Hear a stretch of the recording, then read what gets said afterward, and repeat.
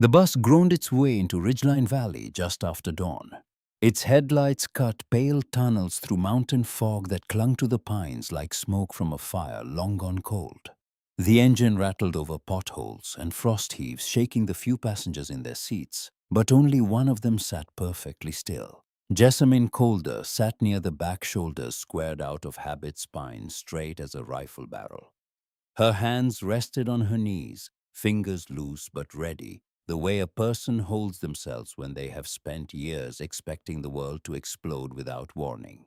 Her eyes stayed fixed on the wilderness sliding past the window. Pine forests thick enough to swallow daylight. Granite ridges cutting the sky like broken teeth. A landscape so vast and indifferent, it made a person feel either free or terribly small. At her feet lay Ghost. The dog was a Belgian Malinois, lean and scarred, his muzzle streaked with silver that hadn't been there 2 years ago. His ears twitched with every jolt of the bus, tracking sounds the other passengers couldn't hear. When the brakes hissed too sharply or the engine backfired against a grade, Ghost would lift his head and press his shoulder against Jess's shin. Not out of fear, out of duty. He had been doing it for years. He had been doing it since the desert. Jess placed her hand on Ghost's back, feeling the steady rise and fall of his breathing. The warmth traveled up through her palm and loosened something knotted deep inside her chest. 3 years of therapy hadn't erased the sandstorms, the tunnels, the explosions, the screams that lived behind her eyelids every time she closed them too long. Treatment had only taught her how to carry those ghosts without collapsing under their weight. Montana, in all its cold honesty, felt like the last place on earth where she might breathe without flinching at the echo of war. When the bus hissed to a stop on the tiny main street of Ridgeline, Jess stepped down with Ghost pressed close to her leg. Morning light washed over a scatter of wooden storefronts, a gas station with a peeling roof, and a small diner where a handful of locals nursed their first coffee of the day. The valley cradled the town on all sides. Towering pines, jagged cliffs, a sky so wide it felt like a cathedral built for no one in particular, a place big enough to hold a wounded woman. Ghost sniffed the cold air, tail low, but alert, scanning the quiet street with the same disciplined caution he had learned in Helmand province. His eyes moved in precise sweeps left to right, near to far, exactly the way he had been trained to clear a perimeter before his handler stepped forward. Jess placed a hand on his neck. "Easy, boy," she murmured. "New start, remember." But the town did not feel like a new start. The town stared back at her with a tight, uneasy curiosity that Jess recognized instantly. A man in a canvas apron paused mid-sweep outside the feed store, his broom frozen against the wooden planks, eyes narrowing as he tracked Jess across the street.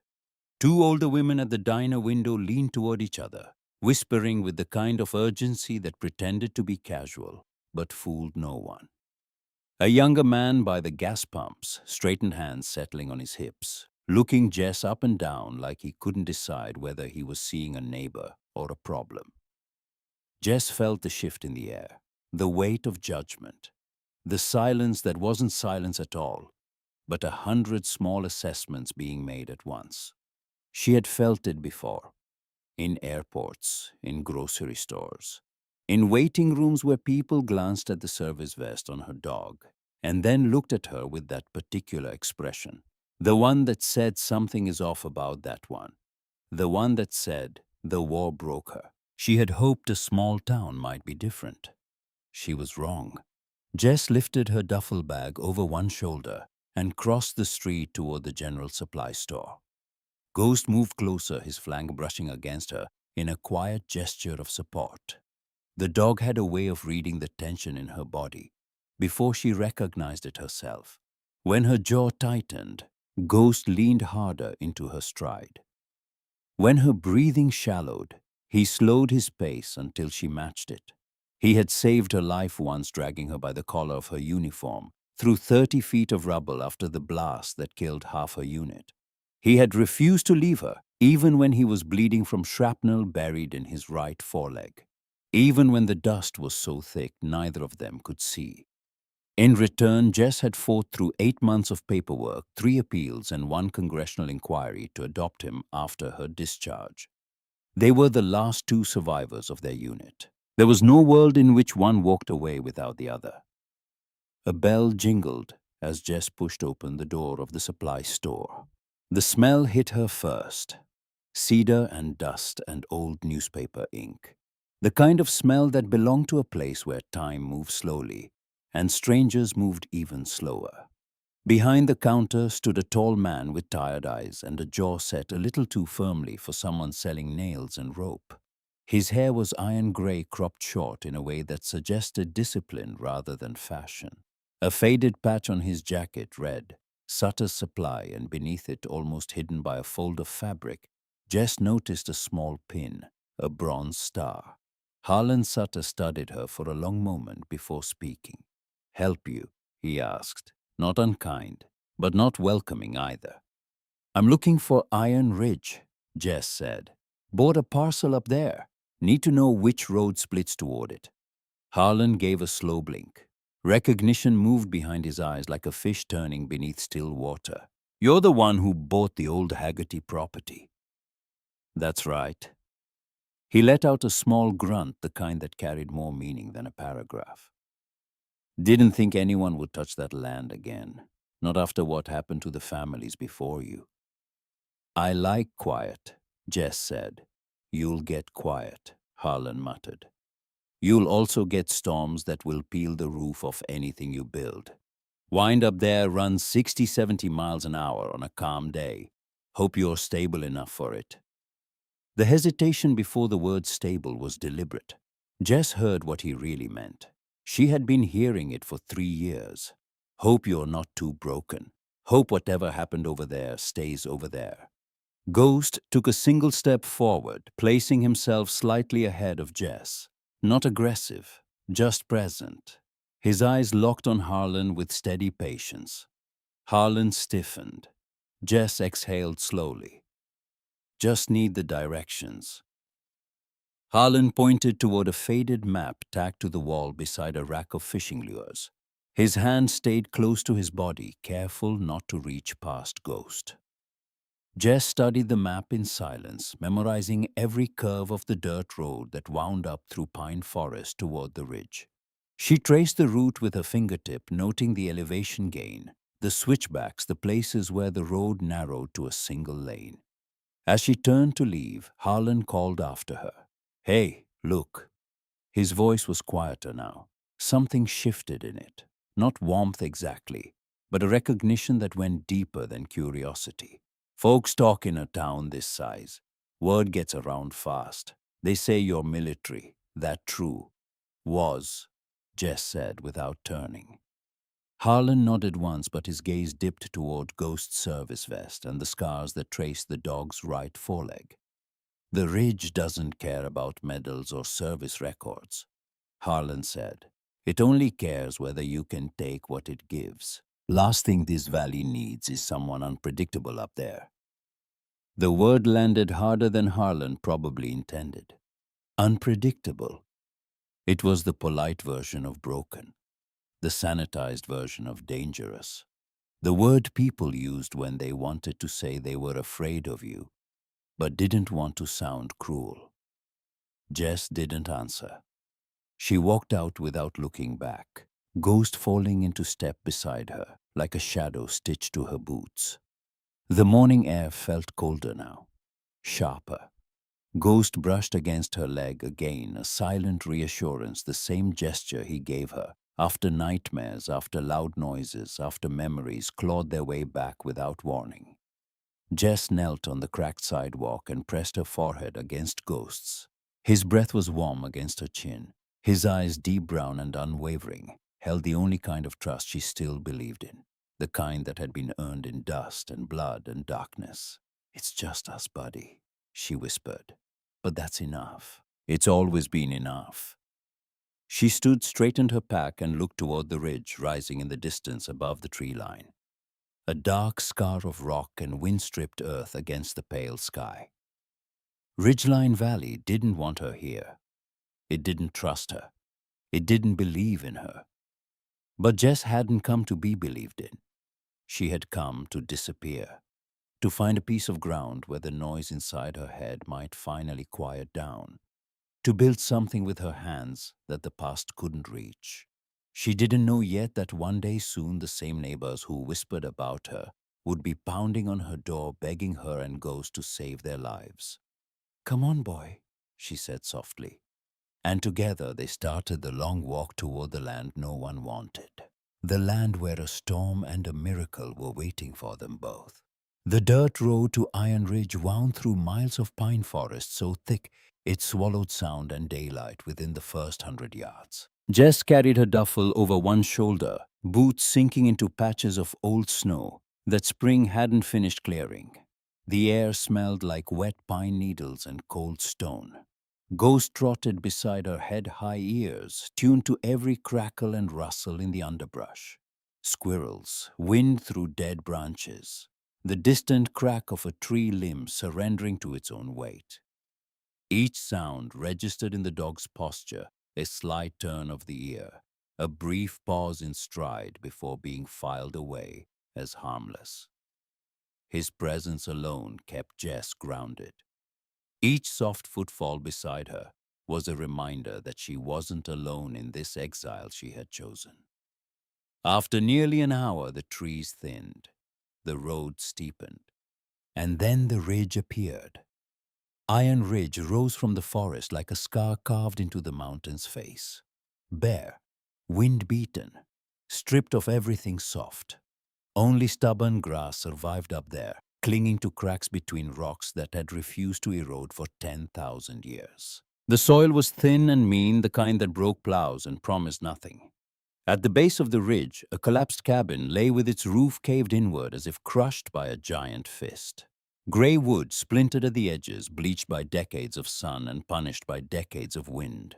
A second structure farther up the slope had been torn clean in half. Its beams jutted outward like broken ribs, exposing a dark interior filled with snow and animal droppings. The third structure near the ridge's crest was little more than a stone foundation smothered under drifts. 3 homes, 3 families, 3 failures. Jess stopped walking. Ghost stopped beside her, tail lowered. "So this is it," Jess murmured. "Our new home." The wind answered first, a sharp whistle that slid down the ridge and sliced through her jacket like it wasn't there. Ghost growled softly as a gust tumbled loose snow across their boots. The land felt colder here, meaner, as if it were testing her the moment she set foot on it. Jess walked toward the remains of the first cabin and ran her fingertips across the shattered wood. She pictured the family who had lived here. The husband who probably built it with his own hands, proud and certain. The wife who hung curtains in the windows. The children who played on this porch before the mountain took everything back. She didn't need anyone to tell her why the land had been abandoned.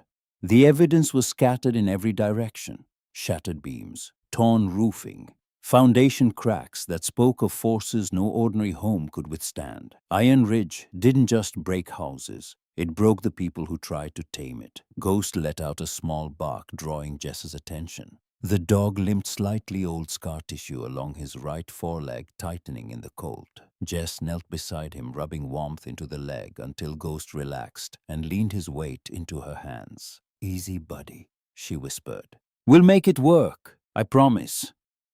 They climbed higher. The wind grew stronger with every step, pushing against them like an invisible hand trying to shove them back down the mountain. But Jess leaned into it the way she had leaned into 100 things that tried to push her backward, and she kept climbing. The flat stretch of land she had purchased sat just below the ridge's crest. A wooden stake marked the property line, half buried under fresh frost. The view from here was staggering. Below them, Ridgeline Valley looked peaceful. A tiny scattering of lights and rooftops tucked between pine ridges, smoke curling from chimneys, roads threading through the landscape like gray ribbons. It looked like a postcard. But up here, the world was raw and indifferent. The wind never stopped. The cold never relented. The sky pressed down with a weight that made a person feel either very strong or very small. A place where a woman either built something smarter than the weather or didn't build anything at all. Jess swallowed hard. She knew what the locals said about this ridge, that it chewed through men tougher than her, that the land was cursed, that no veteran, no broken mind should be living up there alone. Ghost nudged her hand with his nose, grounding her. Jess let out a slow breath. Yeah, I hear you. She set down her duffel, unrolled a small notebook, and flipped through pages of sketches she had made during her years in the service. Temporary field shelters, curved blast deflectors, reinforced arch structures engineered to survive explosions, sandstorms, and rocket attacks. Designs she had once dismissed as too ugly for civilian life now pulsed with new possibility on this brutal ridge, where beauty was irrelevant and survival was everything. And then it happened. The wind ripped across the ridge, and a shelf of snow slid off a curved boulder just ahead of them. Jess watched it happen in slow motion, the angle of the curve, the way the snow broke apart without resistance, the clean, effortless shed of weight from a surface that refused to hold it. Something fired in the deepest part of her memory, not the bad memories, not the ones that woke her screaming at 3 in the morning, a different kind, a memory of shelter, of survival. She was back in Afghanistan, not the worst day, a different day, a day when incoming mortar fire had driven her squad into a curved metal Quonset hut near the base perimeter. Shrapnel had screamed across the compound, shredding tents and tearing through flat-roofed structures like paper. But the curved hut deflected everything. Metal fragments hit the surface and skimmed off like stones, skipping across water. The ground shook. Dust filled the air so thick she couldn't see her own hands. Ghost was barking somewhere in the chaos, pulling her deeper inside the shelter, and the curved metal held. When the attack ended, half the base was rubble. But the Quonset hut stood untouched, not because it was stronger than the other structures, because it was shaped differently. The curve didn't fight the force, it redirected it. Jess blinked. The memory released her gently. She looked at the boulder. She looked at the shattered cabins below. She looked at the wind tearing across the ridge with its endless, patient fury.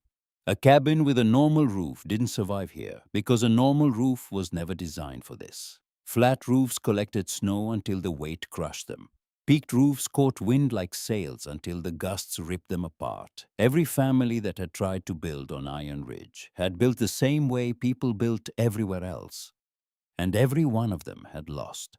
But something curved, something arched, something that would shed the snow and split the wind and let the mountain's fury slide off without resistance. Ghost. Jess whispered, her eyes widening. I know what we're going to build. Ghost tilted his head ears high, watching her with alert patience. An arch cabin, Jess said. A steel shell over a home. We're not going to fight the weather. We're going to outsmart it. For the first time since arriving in Ridgeline Valley, something warm flickered behind Jess's ribs.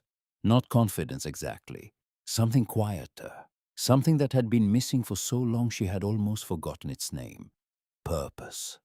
She imagined it right there on the ridge, 40 feet long, wide enough to cover a full cabin, strong enough to laugh at the storms that had destroyed everything else. A place that couldn't be torn down, couldn't be crushed, couldn't be erased. A place where the ghosts couldn't reach her. And then she heard voices. They traveled up the ridge on the wind broken and scattered at first, then clearer as the group climbed higher. Jess turned to see 4 townspeople watching her from the lower trail. Bowen Pryor stood in front. He was a big man, broad-shouldered, deep-chested, with hands built for swinging axes and settling arguments. His face was weathered past his years, and his mouth was set in the kind of permanent frown that came not from anger, but from something heavier, something he carried everywhere he went. His arms were crossed, his expression mixed amusement with something sharper. Looks like you found the graveyard, Bowen called up. His voice carried easily on the wind. 3 families tried that land, lost roofs, lost money, nearly lost their lives. County had to airlift the last ones out. Jess didn't answer. Bowen smirked. But hey, we heard you're some kind of military engineer. Maybe you'll last longer than a month. The woman behind him whispered something. The group snickered. Ghost stepped forward, growling low, his stance shifting from relaxed to protective in the space of a single breath. His shoulders squared, his head dropped, his eyes locked on Bowen with an intensity that made the big man take half a step backward. "Control your dog, soldier," Bowen said. The word soldier came out wrong, not like respect, like a diagnosis.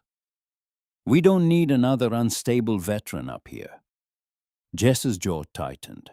Heat rose behind her eyes, the familiar buzz of adrenaline, the tightness in her chest. Ghost sensed it instantly. He turned away from Bowen and laid his chin on Jess's forearm, grounding her with warmth instead of pressure. A different technique. The one he used when the trigger was anger rather than fear. Jess forced herself still. "We're just passing through." Bowen laughed. "Hope so. Nobody wants you living up here. Ridge will finish you off anyway." The group turned and started back down the trail, still muttering. She watched them go. And that was when the thing she overheard changed everything. It happened later that afternoon down in the valley. Jess had come back to town for water and supplies. She was outside the supply store loading jugs into her pack when voices drifted through the open side window of Sutter's Supply. Harlan Sutter's voice, first low and gravelly. "Bowen's got no right running her off that ridge. It's her land. She paid for it." Then Truett Ogden, the old postmaster, his voice thin and careful. "You know why he's like that, Harlan. You know what happened with Curtis." A silence. The kind that fills a room when a name carries too much weight. Harlan spoke again, quieter now. "That was years ago." "Doesn't matter," Truett said. "Bowen sees every veteran and sees Curtis all over again. Can't help it. After what Curtis did to that barn, after he nearly killed little Birdie in the fire, after he just vanished into nothing. Bowen's never been right since." Jess stood motionless outside the window, her hand frozen on the strap of her pack. Curtis, Bowen's younger brother. A veteran who came home carrying the same invisible wounds Jess carried. A man whose demons won. "Nobody knows if Curtis is alive or dead," Truett continued. "Bowen's been carrying that for 5 years. Every time he sees someone like her, someone with that look in their eyes, that dog, that silence, he sees Curtis standing in the doorway of that burning barn." Harlan let out a long breath. "That's not her fault." "No," Truett agreed. "But grief doesn't care about fault." Jess pulled her hand from the window frame and stepped away without making a sound. Ghost stood beside her, reading the shift in her breathing. She didn't feel angry anymore. Not at Bowen, not at the whispers or the stares or the word unstable thrown at her like a stone. She felt recognition, because she knew what Curtis felt. She knew the burning barn. She knew the moment when the noise inside your head gets so loud you can't tell what's real and what's memory. She knew the urge to disappear. The only difference between her and Curtis was 70 pounds of loyal dog who refused to let her vanish. Jess looked down at Ghost. He looked back with those steady brown eyes, unblinking, unwavering. "You saved me," she whispered. "Curtis didn't have you." Ghost's tail gave one slow wag as if he understood exactly what she meant. Jess straightened her pack and turned back toward the ridge trail. Somewhere down the valley, Bowen Pryor was sitting in his farmhouse hating every veteran who reminded him of the brother he couldn't save. And somewhere on Iron Ridge, a woman he wanted gone was about to prove him wrong about everything. Jess looked once more at the broken foundations scattered across the slope, then at the curved boulder where the snow had slid away so cleanly. She felt the notebook in her pack heavy with sketches of arches and angles and survival. If they couldn't build something strong enough, she murmured to the wind. Then I will. Ghost barked once, sharp and certain. The ridge wasn't cursed. It was simply waiting for someone stubborn enough, smart enough, and broken enough to understand it. Jess gathered her bag, tightened the straps, and faced the land that everyone else feared. The wind hit her full in the chest. She leaned into it. "Come on, boy," she said. "Time to build something that can't be torn down." And with that, she and Ghost walked deeper into the wind together. Two survivors heading toward a piece of mountain that the whole valley had given up on, unaware that this brutal stretch of rock and sky would one day become the only safe place left in Ridgeline Valley. The next morning, Jess stood at the base of Iron Ridge with her notebook under one arm and a simmering determination in her chest. The sky was a pale summer blue, wide and clean, the kind that made promises Montana had no intention of keeping once winter arrived. Ghost sniffed every patch of ground, ears twitching at distant sounds only he could hear. Jess flipped open the notebook and studied the rough sketches she had made the night before by lantern light. Curved ribs, reinforced steel, a shell that wrapped around a cabin the way armor wrapped around a soldier's chest. She didn't know what the townspeople thought they saw in her. Lost cause, broken mind, unstable veteran. But the truth was far simpler. She had survived years of things meant to kill her. And so would her home. She walked Ghost down the ridge trail into town, heading straight for Sutter's Supply. The bell jingled and heads turned sharply. A few customers froze, staring at Ghost first, and then Jess. Someone muttered under their breath. Another eased aside as if making room for something unpredictable. Jess kept her tone level. "Morning." Harlan Sutter cleared his throat behind the counter. "Back already?" "I need steel panels, the curved kind. Also anchor bolts, concrete mix, and a set of bending tools." Harlan blinked. "Curved steel. What for?" "Building a shelter." "A shelter," Harlan repeated flatly. "Up on Iron Ridge. That ridge eats shelters. This one will be different." A customer behind Jess snorted. "Is that what the last 3 families said?" Another chuckled. "Maybe she's building a bunker. That's what vets do when they've seen too much." The laughter was low, but it hit Jess like a slap. The store's fluorescent lights buzzed overhead, resonating too closely with a frequency she remembered from another life. Static radios, warning alarms, the hum before the blast. Ghost stepped forward until his shoulder touched Jess's knee, anchoring her to the present with the warmth of his body. Harlan raised an eyebrow. "What kind of shelter are we talking about?" Jess opened her notebook and laid it on the counter. "An arch cabin, steel shell. It deflects wind and sheds snow load instead of holding it." Harlan stared at the sketches in silence, then looked up at Jess as if she had spoken in a language he almost recognized but couldn't quite translate. "You want to build a half-cylinder over a house?" "Exactly." Well, it's something." "Will you order the steel?" Harlan hesitated. "That's a lot of money, and a lot of work for one person. No offense meant, but folks around here think you should maybe take it slow. Ease back into things." A softer laugh came from behind her. "Yeah, wouldn't want her snapping and taking the ridge with her." More chuckles. Jess stood motionless, jaw tight, but she didn't respond. She had endured enough to know that words thrown by strangers carried less weight than the ones she whispered to herself in the dark. Ghost turned his head toward the laughter and let out one low growl. The people nearby stiffened and stepped back. Harlan raised his hands. "Easy now." Jess closed the notebook and tucked it under her arm. "If you won't order the steel, I'll find another way." Harlan frowned. "Look, it's not that." "It's fine," Jess said. "Thanks for your time." She walked out before the humiliation could settle any deeper. Ghost stayed at her side, giving one last measured look over his shoulder before the door shut behind them. Outside, Jess crouched beside Ghost and rubbed behind his ears. We don't need them, buddy. We've done more with less. Ghost nudged her palm in agreement.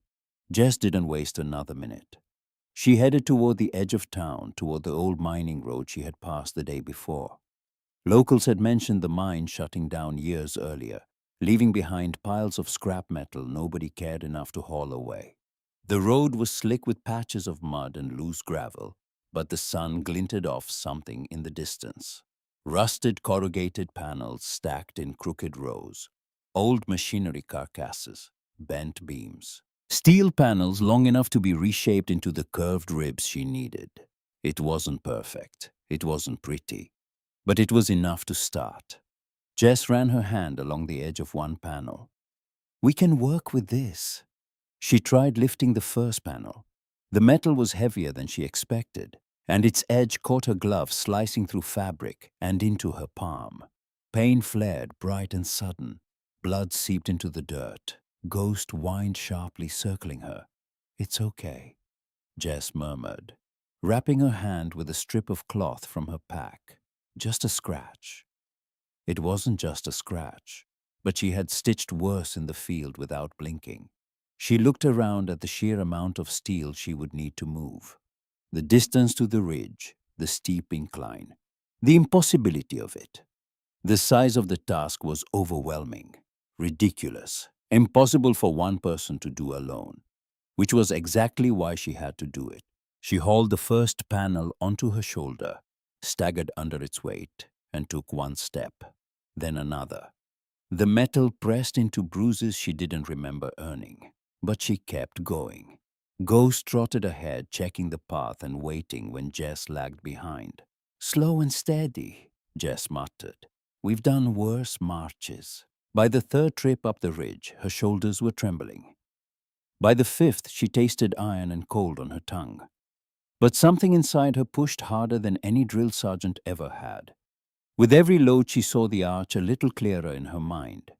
With every step, the mocking voices faded a little further behind her. And that night, as the sun bled out behind jagged peaks and a thin layer of frost crept over the panels she had dragged home, Jess stood on her land, sweating, bleeding, exhausted, and she saw something no one else could see, a future. Ghost sat beside her chest, rising and falling in fatigue, but eyes bright with loyalty that no amount of suffering could diminish. Jess placed a hand on his head. We'll show them, Ghost, she whispered. We'll show them all. The wind howled across Iron Ridge as if laughing at her, but Jess didn't flinch. For the first time since setting foot in Ridgeline Valley, she wasn't just surviving, she was building. But Iron Ridge had a way of testing every soul who dared claim it. By the second week, Jess's plan to haul scrap steel from the abandoned mine had become a grueling routine that blurred one day into the next. Each morning, frost clung to the ridge like a second skin. Jess woke before sunrise, stuffed protein bars into her pocket, checked Ghost's healing foreleg, and began the long trek down the trail. Every trip felt like walking through a doorway that led back into the hardest days of her past. Silent, demanding, unforgiving. The mine site set in a bowl of rock and shadow. Cole would search through rusted heaps, choose panels that were still intact, and heave them onto her shoulder one by one. She had to angle them just right, or the sharp edges would bite through gloves and skin. Even being careful wasn't enough. On the fourth day, she lifted a heavy curved section, and the metal slipped. It swung downward, carving a clean gash across the back of her hand. Blood splattered onto the ground, startling red against dry earth. Ghost barked sharply and stood rigid beside her tail, stiff with concern. Jess hissed through clenched teeth, examining the wound. It's all right, buddy, she muttered. She wrapped the bleeding hand with a strip of cloth, tied the knot with her teeth, and kept going. That was the kind of woman she had always been, patched up, stitched together, still moving. But the ridge didn't relent. On the seventh day, the wheels of a borrowed wagon cracked under the weight of too much steel. Jess spent nearly an hour kneeling in the dirt, trying to fix it with blistered fingers. A sudden gust knocked over two large sheets leaning against a fallen log. The crash boomed across the valley like a distant explosion. Instantly, Jess's muscles seized. Her breathing quickened. For a split second, she wasn't in Montana anymore. She was back in Helmand, dust whipping her eyes, alarms blaring, Ghost barking frantically as the walls came down. Ghost raced to her and laid his full weight across her lap, pinning her gently to the earth. The pressure of his body against hers was deliberate and practiced, a technique he had learned through hundreds of repetitions. Deep pressure therapy, the same method he used during the worst nights when the nightmares dragged her so deep that words couldn't reach her. But 70 pounds of warmth and loyalty could. Jess let her breath out in a shaky exhale. "Thanks," she murmured. "I'm back." When the wagon finally gave out for good, Jess refused to leave the metal behind. She dragged each heavy piece up the ridge by hand, gripping rough edges until her palms blistered through the bandages. Ghost helped as much as he could, gripping smaller sections with his teeth and tugging them up the trail, favoring his healing foreleg, but never stopping. Every time Ghost stumbled, Jess's heart clenched. "Easy, boy," she warned again and again. "Don't push yourself too hard." But Ghost was a working dog trained to endure. He didn't complain. He only looked up at Jess with those steady brown eyes, as if to say, "We're in this together." By the 9th day, the cuts on Jess's hands had reopened, staining her gloves a deep rusty color. At night, she sat inside her temporary tent with a lantern flickering, sewing up torn skin with a needle and fishing line. Ghost lay with his head resting on her boot, watching every movement with quiet worry. "You remember when I was the one patching you up?" Jess said quietly. "Tight spaces, dirt everywhere. You were always calmer than half the soldiers I served with." Ghost let out a soft grunt as if acknowledging the memory. That night, a storm swept over the valley with no warning. Not a blizzard, just a sudden violent downpour mixed with sleet. Jess rushed outside to cover the steel panels before they froze together. At one point, she slipped on wet ground, the world tilting, as the edge of a panel came crashing toward her. Ghost lunged forward, barking loudly enough to jolt Jess back to her senses.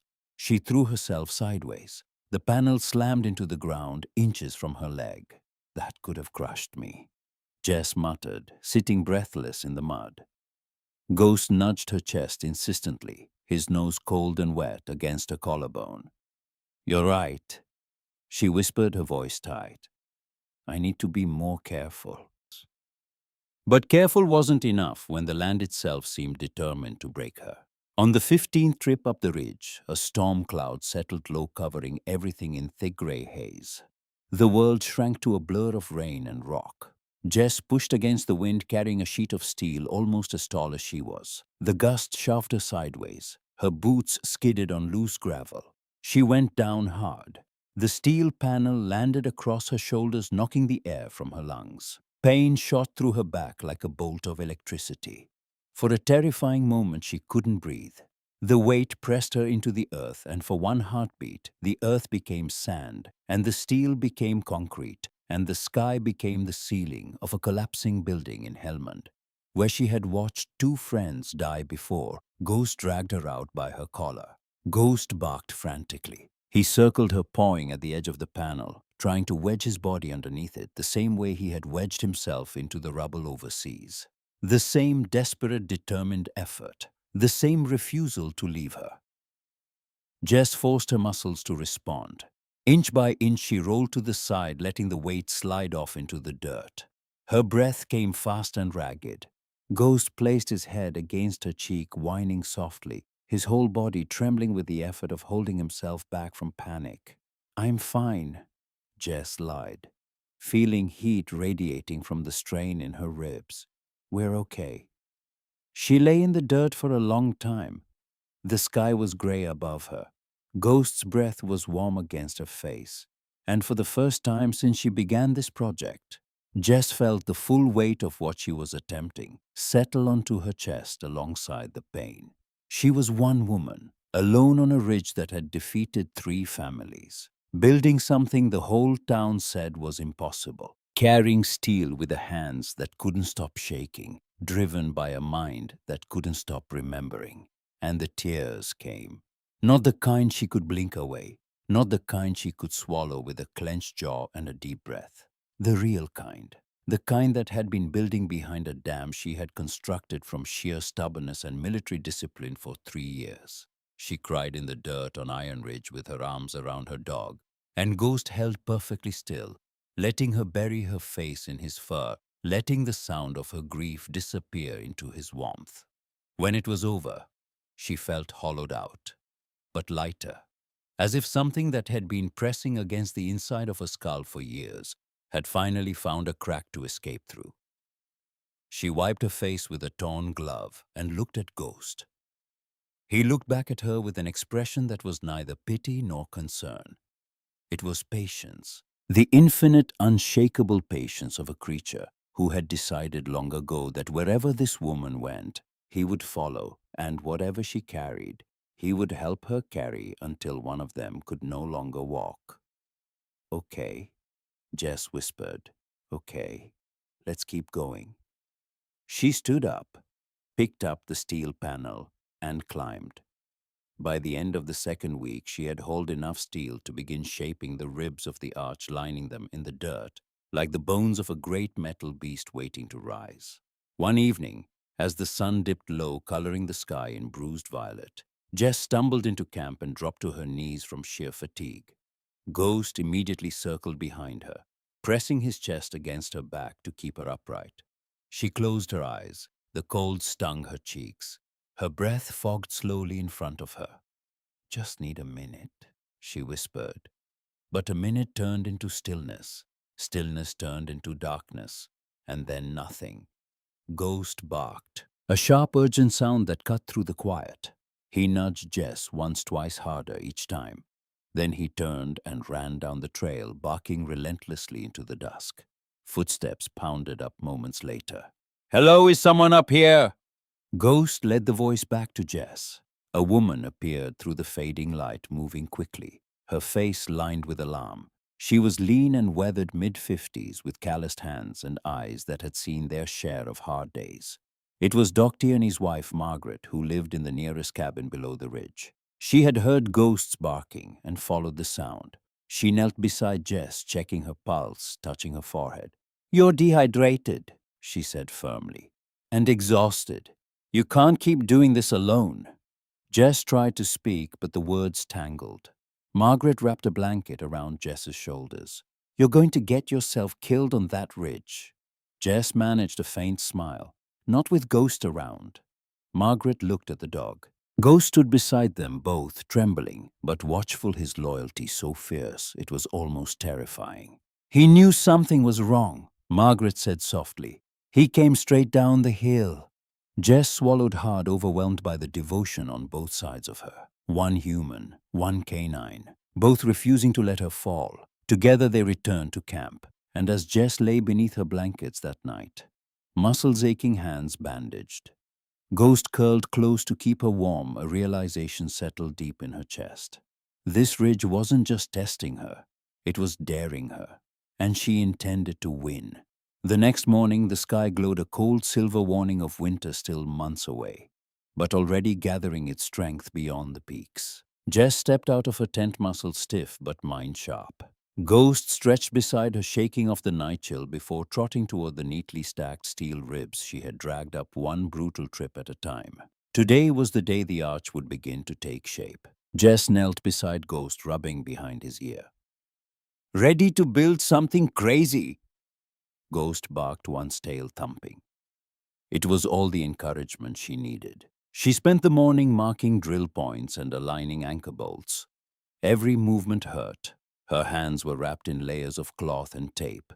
Her ribs still ached from where the steel panel had slammed her days earlier.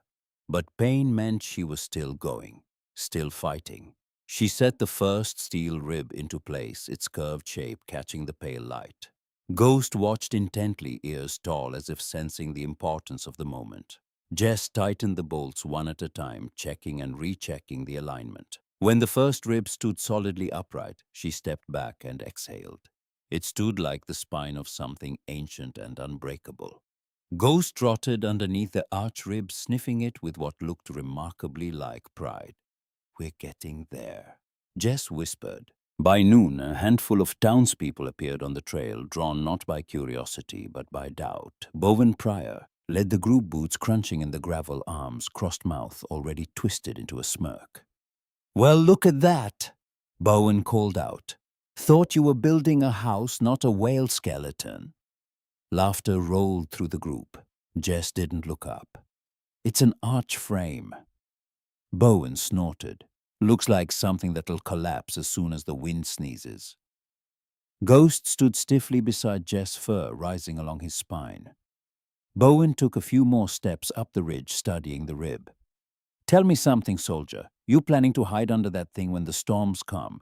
You think metal's going to save you from this ridge?" Jess tightened, a bolt jaw steady. "It's not meant to hide. It's meant to outlast." "Outlast?" Bowen squinted. "Nothing outlasts Iron Ridge. Ask the 3 families before you. Oh, wait, you can't. They left after losing everything." Jess straightened. "All their roofs were flat or peaked. Mine won't hold snow. It'll shed it. There's a difference." Bowen raised an eyebrow. "And you learned that where in the war?" The way he said it made something bitter twist in Jess's chest. Images flashed unbidden. Dust storms swallowing bases whole. Curved shelters standing firm while everything around them shook apart. "Yes," Jess said evenly. "In the war, some things built for survival don't need to be pretty, just strong." Bowen let out a loud laugh. "Well, at least you know it's not pretty." Ghost growled, stepping between Jess and the group. Bowen backed up quickly. "Control your dog," he barked. Jess placed a hand on Ghost's collar. "He senses intention." Harlan Sutter had joined the group, but stayed behind Bowen, his expression unreadable. He studied the steel rib in silence, his eyes tracing the curve from anchor bolt to apex with a focus that separated him from the others. "Let her work," Harlan finally said. "It's her land." Bowen scoffed but didn't argue. The group dispersed, muttering as they went back down the trail. When they were gone, Jess knelt beside Ghost. "Good boy, but you can't bite the neighbors, no matter how much they deserve it." Ghost huffed as if deeply disappointed by the rule, then leaned into her side. Jess returned to work, the interruption fueling her determination rather than draining it. She lifted the second rib, braced it against the wind, and hammered anchor bolts into the ground until the vibrations numbed her arms. Hours passed.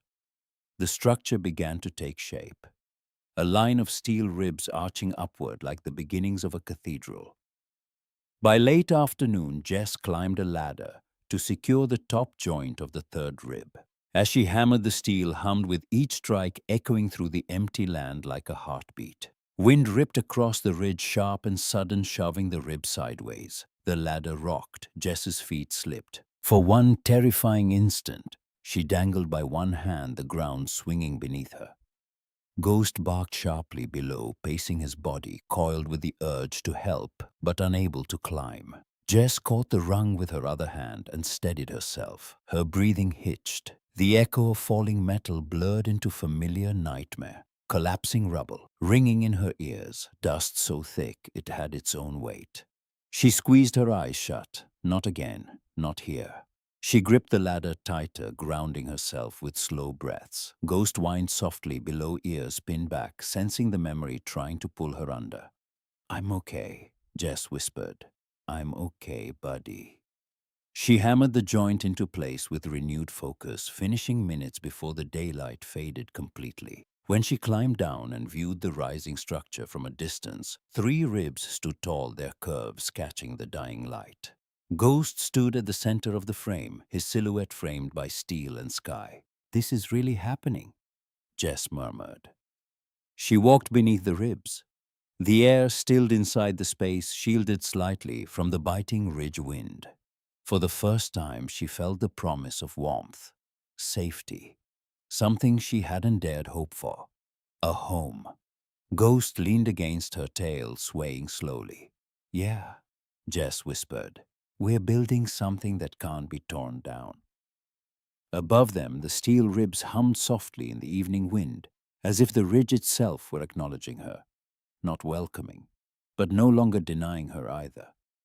Weeks passed. The arch grew, 6 ribs, 8, 10, each one a small victory against the wind and the doubt and the exhaustion that clung to Jess's bones like frost. And then one morning, Harlan Sutter appeared on the ridge trail carrying a heavy canvas bag over one shoulder. Jess straightened from her work, surprised. Ghost lifted his head from where he lay in the shade of the arch, assessing Harlan with calm attention. Harlan set the bag down at the edge of the construction site without ceremony. Curved steel panels, he said. Quarter-inch gauge, already bent to spec. Ordered them 3 weeks ago from a supplier in Billings. Jess stared at him. I didn't ask you to order anything. No, Harlan agreed. You didn't. He looked at the arch for a long time. His eyes traced every rib, every bolt, every joint with a precision that spoke of experience. Not just a shopkeeper's eye, a soldier's eye. The eye of a man who had spent time in places where the difference between a sound structure and a collapsing one was the difference between living and dying. I was in the Gulf, Harlan said quietly. It was the first time he had mentioned it to her directly. 91. 4 months in the desert. Came back with sand in my lungs and noise in my head that took 15 years to quiet down. He turned to face Jess. When I saw your sketches that day in my store, I recognized what you were drawing. Not the specific design, the thinking behind it. The way a mind works when it's been trained to keep people alive under conditions that want to kill them. He paused. Bowen thinks you're building a bunker because you're broken. I think you're building the smartest structure this ridge has ever seen. Jess didn't know what to say. Gratitude felt too small a word for what moved through her chest. She managed a nod. Harlan picked up his empty bag and turned to leave. At the edge of the trail, he stopped. I told Bowen to his face. I said I've lived long enough to know the difference between a crazy person and a smart one. He looked over his shoulder. You're the smart one, colder. Don't let them convince you otherwise. Then he walked back down the ridge without waiting for a response. Ghost watched him go, then trotted to the canvas bag and sniffed the new steel panels inside. He looked back at Jess and wagged his tail once. Yeah, Jess said softly. I think we just found an ally. With Harlan's steel and her own salvage panels, the arch took its final shape. Jess began building the cabin inside the shell, framing walls, cutting boards, measuring twice, cutting once, checking the level 3 times. She built it the way she had been trained to build things in the service, not for beauty, for survival. Ghost watched from the center of the arch. Ears flicking as every hammer strike sent echoes bouncing between the steel ribs. The arch amplified the sound, but it didn't frighten him. He sat calmly, tail thumping in rhythm, as if approving each piece installed.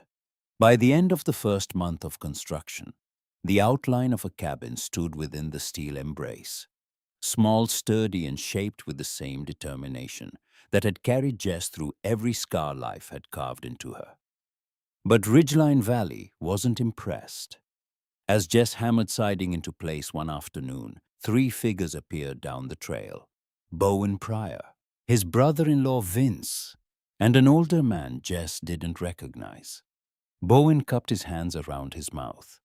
Hey, you planning on living inside a tin can for the winter? Vince chimed in. Looks like a giant hamster wheel. The third man barked a laugh. Bet the first big storm folds it up like a lawn chair. Ghost stiffened beside Jess, placing himself between her and the ridge path, shoulders squared. Easy, Jess said softly. They're not worth it. But the truth was the comment stung. Every jab made her question whether she belonged here. Every laugh scraped against old wounds. She took a slow breath. Ghost gently placed his head against her thigh. The world steadied. The men left eventually, but their words lingered. As the sun dipped, Jess lit her first fire inside the cabin frame. The scent of pine sap and warm smoke drifted upward, mixing with the metallic cold of the arch. Ghost curled on the new wooden floor, paws tucked under him. The glow from the lantern cast long shadows across the ribs, creating a cathedral of steel and wood. Jess sat with her back against the half-built wall. For the first time since coming home from the war, she didn't feel like she was running from the past. She was building towards something. "We're doing all right, buddy," she whispered. Ghost's tail gave a soft thump, but the ridge demanded more. Day by day, the cabin grew. 2 rooms instead of 1. A small loft for storage, windows carefully cut to catch morning light. The porch sheltered under the arch gave the place a sense of comfort rather than siege. And then Jess began the work that would truly save lives, though she didn't know it yet. She started cutting firewood. Sunrise to sundown, she split logs until her shoulders throbbed, hauling them into the arch to protect them from moisture. Ghost carried branches in his mouth, dragging smaller pieces up the trail, even when his limp grew noticeable. By late autumn, the firewood walls were nearly complete. Massive barriers of neatly stacked logs lining both sides of the cabin, dry and ready, enough to burn for 3 full winters. Harlan visited and stared wide-eyed. "That's enough wood to last until the next decade." "That's the point," Jess said. Harlan shook his head slowly. "Storms hit harder up here. You're either crazy or a genius." Jess didn't answer, but the ridge did. Wind howled briefly, a warning. Snow blew across the sky in a thin early veil. Winter was coming, earlier than anyone expected, harsher than anyone imagined. And for Jess and Ghost, it would bring the first true test of everything they had built. 2 days after Harlan's visit, the temperature dropped so sharply, it felt as though the valley had stepped straight from autumn into the dead of January overnight. The sky turned a cold, bruised gray, heavy enough to make the air feel thick with weight. Jess woke before dawn to silence. Deep, eerie silence, broken only by Ghost's low, uneasy rumble from the foot of the bed. When Jess stepped outside the cabin and into the shelter of the arch, she understood why. A wall of clouds crept over the ridge like a living shadow, dragging the light out of the sky. Not drifting, rolling, devouring. It was the kind of formation soldiers learn to fear in deserts and mountains alike. A storm with its own heartbeat. "This is it," Jess murmured. Ghost stood beside her, tail stiff, ears locked forward. The air tasted metallic. Jess made her rounds quickly. She checked every anchor bolt on the arch, tapping each rib to feel its tension pushing on the cabin walls to ensure the structure didn't shift under pressure. Everything held. Everything was ready. But readiness didn't stop the chill crawling up her spine. By mid-morning, the wind began. Not playful gusts, a long rising roar that climbed the ridge with a predator's patience. It hit the arch first, slamming into the steel with a deep vibrating hum. Snow lifted from the ground in spirals, dancing like white ghosts around the cabin. Inside the arch, however, the difference was immediate. The steel shell deflected the gusts, splitting them and sending them sliding along the curve. The air stilled. "Just like it's supposed to work," Jess whispered. But Ghost wasn't convinced. The dog stood at the arch entrance, staring out at the horizon with unblinking intensity. By noon, the first flakes fell. Big, heavy, wet, turning the ridge into a blur of white. The wind whistled over the arch and snow clung briefly before sliding off in clean ribbons. Jess carried firewood inside the cabin and lit the stove. Ghost lay nearby, but his ears twitched with every distant thud of wind. As afternoon darkened into premature evening, the storm intensified. Snow hit the metal like handfuls of gravel. The sky turned to swirling white. No horizon, no ground, just the storm swallowing the world. Then came the sound that froze Jess in place. A low muffled creak, not from the arch, from inside her, deep in memory, a flash of heat behind her eyes, ghost barking over sandstorms, the sudden shift of weight before a blast. Jess gripped the table edge knuckles white and squeezed her eyes shut. Ghost leapt to her side, placing his front paws on her knee, pushing his face up toward hers with urgent warmth. "I'm here," Jess whispered hoarsely. "I'm here, not there. I'm here." She grabbed fistfuls of Ghost's fur, feeling the warmth, the steadiness, the realness of him. Slow breaths, slow return. Outside, the wind shrieked long and high, like metal tearing. Jess stood slowly. "All right, storm's trying to scare us. Let's show it we're not moving." Ghost barked once sharper this time, confidence returning. As night fell, the storm evolved from fierce to brutal. The cabin shook faintly, but the arch held firm. Snow piled on top of the shell, only long enough to be swept off by the wind's sharp edge. The design was doing exactly what Jess had hoped. Around midnight, she stepped outside into the arch's sheltered space. The wind thrashed just beyond the threshold, but inside the shell the air was calm. The ground was dry around the cabin, while the world outside was buried inch by inch. She walked to the entrance and looked out. What she saw made her step back. The valley below was nearly invisible. Snow spiraled in violent columns. Trees bent at impossible angles. Distant lights flickered and died across Ridgeline Valley. Power lines swayed and snapped. This wasn't just an early winter storm. It was the worst storm in 50 years, and it had arrived 12 hours ahead of every forecast. Ghost stood beside her fur, rippling in the wind, swirling outside the arch. But he didn't retreat. "Come on," Jess said, patting her side. "Nothing more we can do out here." Back inside, she added wood to the stove and checked the radio. Static on every channel. On the third attempt, a voice cut through. "Whiteout conditions. Roads closed. Stay indoors. Do not attempt travel. Wind speeds exceeding." The message cut out, swallowed by static. Jess sat back, staring at the radio. "What do you think, boy? Is this the start of something bigger?" Ghost rested his head on her knee, giving a quiet huff. Hours passed. The storm didn't let up. The windows trembled. The arch groaned but stayed strong. And the cabin, small, warm, and stubborn, held its ground. Near dawn, a sudden boom echoed outside. Distant but unmistakable. Ghost snapped upright, ears sharp. Jess grabbed her coat and rushed to the arch entrance. A glow lit the valley below. A fire. Something large. Something important. But the storm swallowed the rest, forbidding her from knowing more until daylight. "Whatever that is," Jess whispered, chest tightening. "It's not good." She closed the cabin door, stoked the fire, and sat beside Ghost through the final hours of darkness. The storm had arrived. The valley wasn't ready. But Jess and Ghost were. Because everything they had built, everything the town mocked, was about to matter in ways no one could imagine.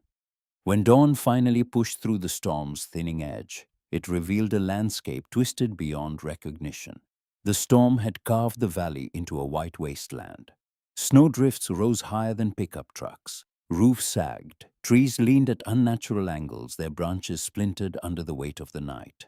Jess stood at the entrance of the arch. The pale morning light caught on the steel above her. Inside the shell, the ground was dry. The air, though still cold, was calm. Her design had worked exactly as she hoped. But Ridgeline Valley had not been so lucky. The fire she had seen during the storm was still burning. Thick smoke curled upward from the town's storage barn, a massive building near the center of the valley. Half the roof had collapsed, exposing flames licking at the remaining structure. Ghost paced beside her, restless. Jess scanned the ridge trail, steep, buried, obscured. No safe way down until the winds calmed. For the moment, all she could do was watch. Hours passed.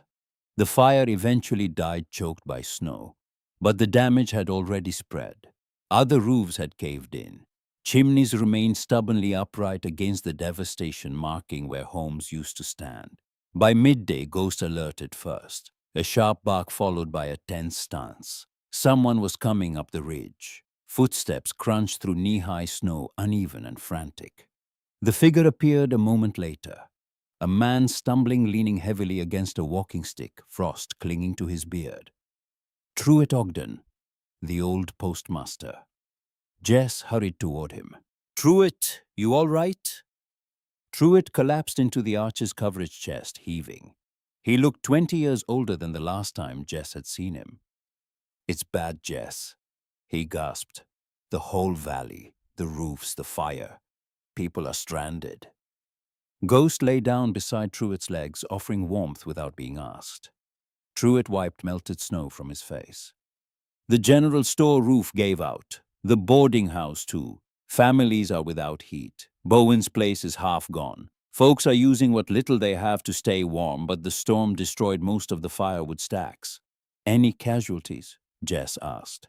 Truett shook his head. "No deaths yet, but frostbite, broken bones, and now the fire. The barn was full of emergency supplies. Everything's gone." Jess breathed deeply, the weight of it settling on her shoulders. Truett's eyes drifted toward the arch. "Your place. It held. It actually held." Jess nodded quietly. "That's what I built it for." Truett hesitated, then spoke softly. "Bowen sent me. He said he's sorry, and he's coming up here with others. They need help, Jess. They need shelter." Jess stiffened. Bowen, the man who mocked her at every turn, who told her the ridge would break her, who saw Curtis in her face every time he looked at her, now coming to ask for help. She looked at Ghost. Ghost looked back, calm, steady, loyal as ever. Jess sighed. "Anyone's welcome here." The wind picked up again as Truett limped to the arch entrance, waving to the figures now emerging through the drifting white. There were 6 at first. Bowen, his wife Nora, and their granddaughter Birdie among them. The child could barely walk. Bowen carried her inside. Her little hands were blue from cold. Behind them came more. Vince with his arm in a sling. The Jensen twins wrapped in blankets. Old Mrs. Laramie leaning heavily on her grandson. Jess stepped aside. "Get them inside the arch. Stay out of the wind." Bowen stopped in front of her chest, heaving eyes red from cold and smoke. "I was wrong," he said, voice cracking. "About everything." Jess nodded once. It wasn't forgiveness, not yet. But it was enough for now. The families gathered inside the arch, huddling close as the wind battered the metal shell. Ghost moved among them, checking each person, resting his chin in unfamiliar laps, letting children warm their frozen fingers in his fur. The shell amplified the storm outside, humming like a distant engine, but the air inside remained steady, shielded safe. Doc Tierney, who had climbed the ridge with the first group, began treating injuries with Emily the neighbor assisting. Frostbite, sprained ankles, a broken wrist, dozens shaking with cold. Jess took stock of the space. Dry ground, towering firewood stacks. The cabin snug inside its armor. Enough to hold, enough to last. But the storm wasn't done with Ridgeline Valley. As evening fell on the second night, the wind's voice changed. It no longer howled, it screamed. The snow drift outside the arch grew into white cliffs. The arch vibrated with deep metallic groans like a living creature bracing itself. Inside, lantern light flickered over fearful faces. Ghost moved from family to family, calming crying children, warming shivering legs. Then above the roar a sound broke through. Not the storm, not falling trees, not the groan of distant collapsing roofs pounding. Desperate, a rhythmic hammering of fists against steel. Each strike rang through the arch like a bell tolled underwater. Deep and shuddering, everyone went still. Ghost's head snapped up. His muscles went rigid. A low growl built in his chest. Jess was already on her feet. She grabbed her coat and moved toward the arch entrance. Ghost stayed glued to her side. When she reached the mouth of the arch, she pushed aside the heavy tarp she had hung to block drifting snow. What she saw struck her straight in the chest. A group of nearly 20 people crowded at the entrance, faces raw with cold, clothes shredded by wind, eyes wild with fear. Some carried small children wrapped in blankets stiff with ice. A few hobbled on injured legs. And at the front, barely recognizable beneath layers of frost, stood Bowen Pryor. He had gone back down. He had gathered more people. He had led them up the ridge through the worst of the storm. His lips trembled as he tried to speak. Mara clutched Birdie, whose tiny fingers were purple at the tips. A wave of exhaustion and humiliation broke across Bowen's features as he forced himself to meet Jess's eyes. "Jess," his voice shook. "Please, please let us in. Birdie can't feel her fingers." Behind him, Birdie whimpered softly, a sound so faint Jess almost didn't hear it over the storm. Ghost stepped forward and sniffed the air. His tail lowered. His growl faded into a soft whine. He understood. These weren't critics. These weren't doubters. These were people on the edge of survival. Jess's chest tightened. For one short, painful moment, the scene blurred. The huddled figures became silhouettes against dust instead of snow. The crying became different crying. The hands reaching toward her became different hands. Ghost placed his front paws on her hip, pushing upward, his nose finding the underside of her jaw. A different technique than pressing against her leg. The one he used when she was standing, and the memory tried to pull her down. Jess blinked hard. Montana returned. "Get inside," she said. Her voice was steady, clear. Relief washed across the group. Bowen staggered forward, whispering, "Thank you, God, thank you." Jess guided them in one by one, settling them onto blankets near the firewood walls. The arch held. The wind raged, but inside the air remained calm.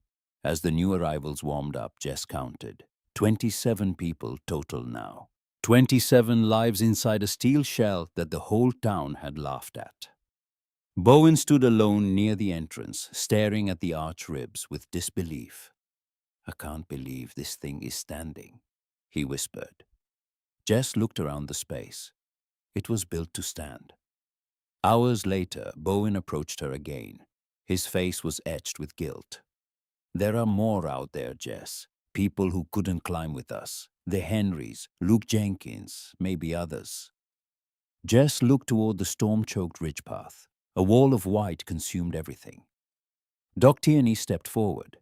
"It's too dangerous, Jess. You go out there, you might not come back."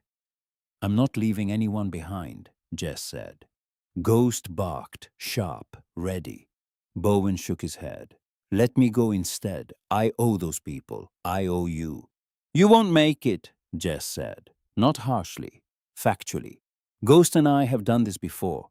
Search patterns, low visibility, hostile terrain." She tightened her coat-checked Ghost's harness and clipped a rope between them. She grabbed a lantern. Then she turned to the families, frightened, shivering.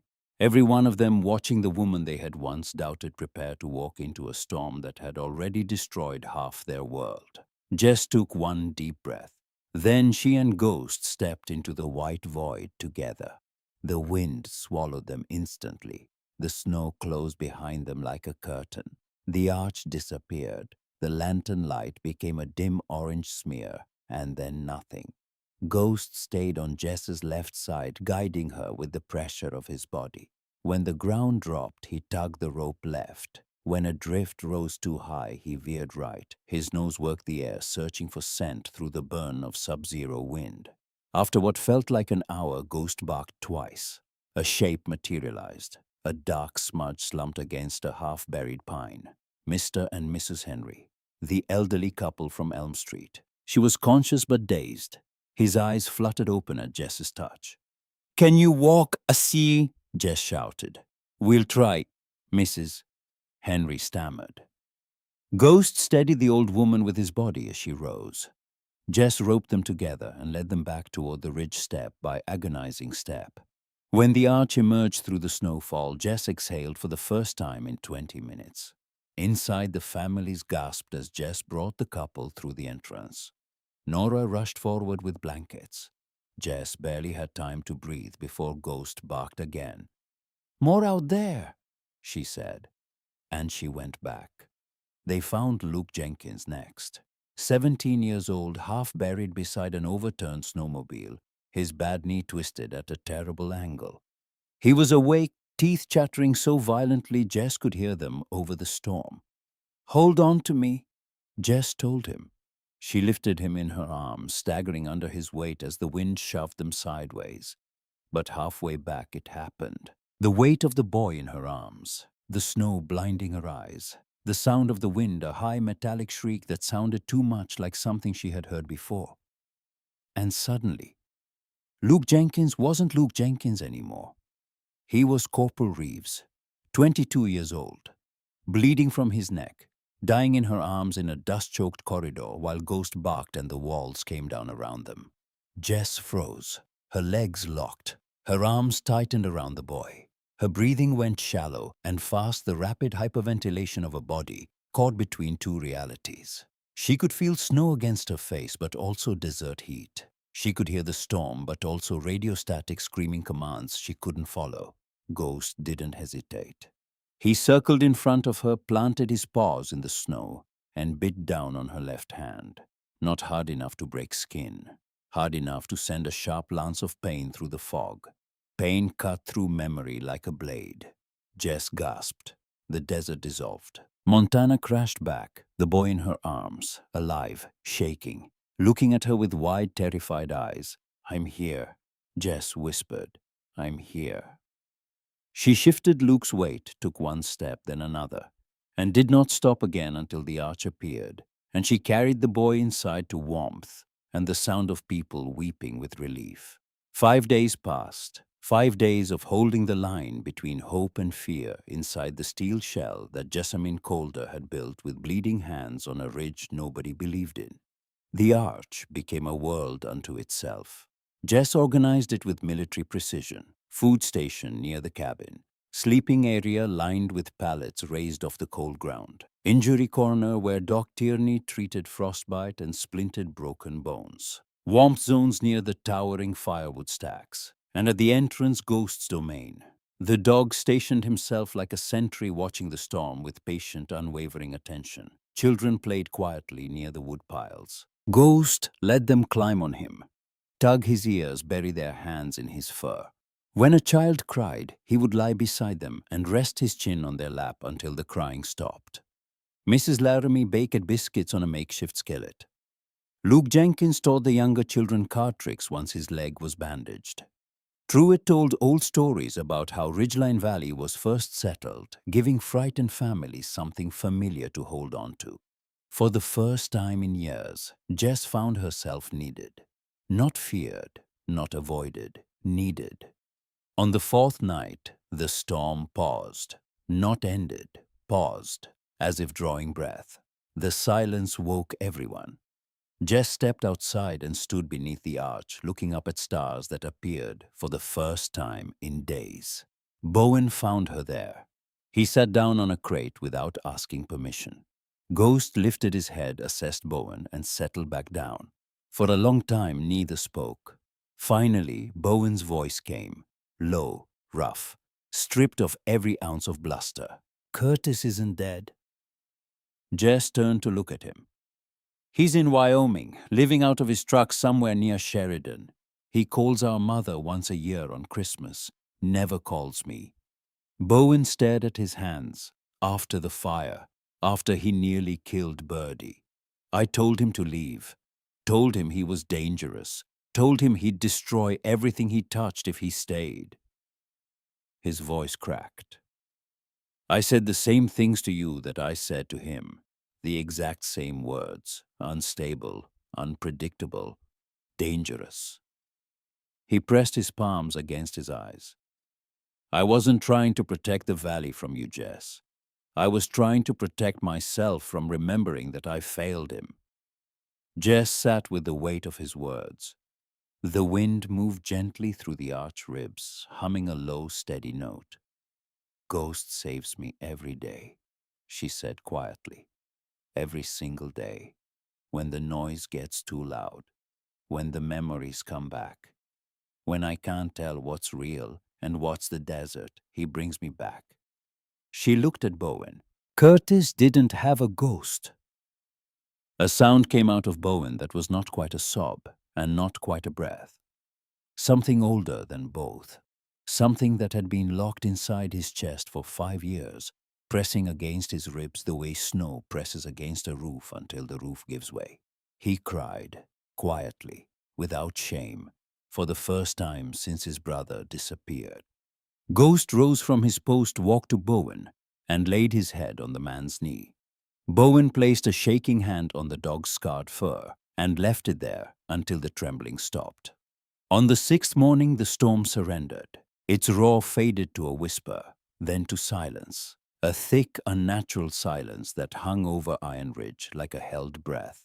Jess stepped outside into the pale dawn. The valley below lay buried. Rooftops collapsed into shapeless lumps. The supply barn was a blackened ruin. The school had split in half. The church steeple was gone. But 27 people stood alive and warm inside a steel shell that had not lost a single bolt. When the state's emergency crews arrived 3 days later, they found every person healthy, fed, treated, organized. The rescue commander stared at the arch for a long time. What the hell is this thing? Jess shrugged. Just engineering. But it was more than engineering. It was a woman who refused to quit, a dog who refused to leave, and a design born from the worst memories of a war that had tried to destroy them both. The valley rebuilt slowly through spring and summer. Homes rose from the snow. Roads were cleared. Lives resumed their ordinary shapes. But something had changed in Ridgeline Valley that could not be unchanged. One afternoon, Bowen climbed the ridge with his hat in his hand. Jess, I want to build a shelter like yours for my family. I want them safe. Jess studied him. Then she nodded. I'll teach you. And me. Harlan said, appearing behind Bowen with a bag of tools. Us too, called Luke Jenkins, limping up the trail on his healing knee. Soon, Jess found herself drawing diagrams on scrap plywood, handing out measuring tapes, teaching people how to bend steel and read wind patterns and anchor foundations into rock. They listened to her, really listened, not with the skeptical patience people reserve for the broken, but with the genuine attention of people who had watched her save their lives and wanted to understand how. For the first time, teaching felt like purpose instead of orders. Ghost adjusted easily to the new rhythm. He wandered from worker to worker, inspecting their tools lying at their feet during breaks. Children followed him everywhere. Within a year, 12 new art shelters stood tall across the valley. Some smaller than Jess's, some larger, all built under her guidance. The state recognized them officially as Colder Art Shelters.